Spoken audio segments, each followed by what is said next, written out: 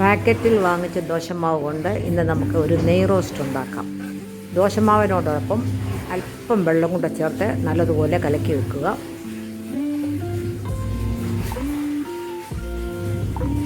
Frying pan നല്ലതുപോലെ ചൂടായതിനു ശേഷം ഫ്ലെയിം കുറച്ച് 2 തവി മാവ് കോരി ഒഴിക്കുക. ഇത് നെയ് റോസ്റ്റിൻ്റെ രീതിയിൽ നല്ലതുപോലെ പരത്തിയെടുക്കുക.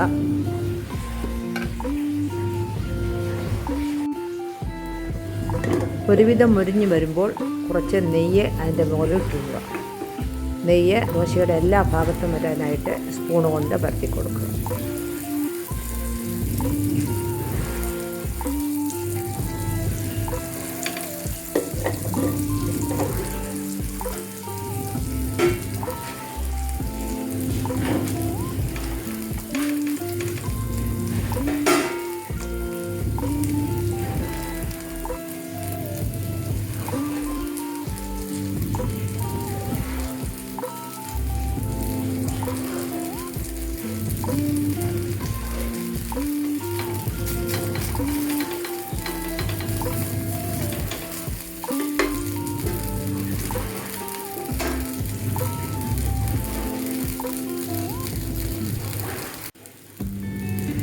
നല്ലതുപോലെ മുരിഞ്ഞ് വരുമ്പോൾ ഇത് മടക്കിയെടുക്കാം.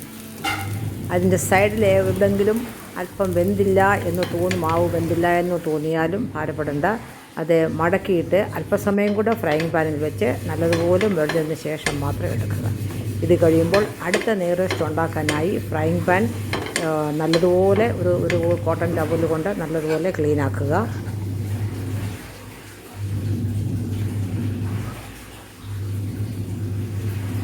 വീണ്ടും മാവ് കോരി ഒഴിച്ച് 2 തവി മാവ് വീതം കോരി ഒഴിച്ച് നല്ലതുപോലെ നിരത്തി മുകളിൽ നെയ്യ് വെച്ച് നെയ്യും ദോശയുടെ എല്ലാ ഭാഗത്തും വറുത്തതുപോലെ നല്ലതുപോലെ അത് പരത്തി കൊടുക്കണം.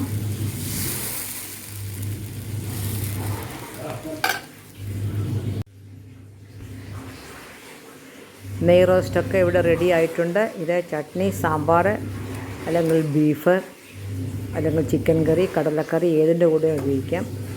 ഞാനിന്ന് അല്പം ഇഞ്ചിക്കറി കൂട്ടിയാണ് കഴിക്കുന്നത്. അതാണ് ടേസ്റ്റ്. മറ്റ് ചട്നിയോ സാമ്പാറോ ഒന്നും തന്നെ സ്റ്റോക്കില്ല.